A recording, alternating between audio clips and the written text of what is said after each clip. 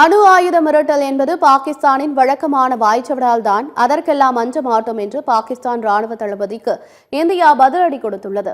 America சென்றுள்ள பாகிஸ்தான் ராணுவ தளபதி ஆசிம் முனீர் விழா ஒன்றில் பேசியபோது, இந்தியாவிடமிருந்து அச்சுறுத்தல் ஏற்பட்டால் உலகின் பாதியை அழித்து விடுவோம் என்று கூறினார். மேலும் சிந்து நதியின் குறுக்கே இந்தியா அணை கட்டுவதற்காக காத்திருப்பதாகவும், அணை கட்டினால் 10 ஏவுகணைகளால் அதை அழிப்போம் எனவும் கூறினார். இதற்கு இந்தியா தகுந்த பதிலடி கொடுத்துள்ளது.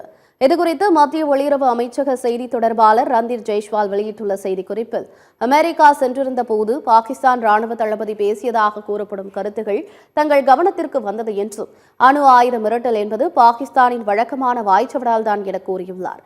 பாகிஸ்தான் வெளியிட்டுள்ள கருத்துகளில் உள்ள பொறுப்பற்ற தன்மை குறித்து சர்வதேச சமூகம் அவர்களின் சொந்த முடிவுகளை எடுக்க முடியும் எனவும் கூறியுள்ளார்.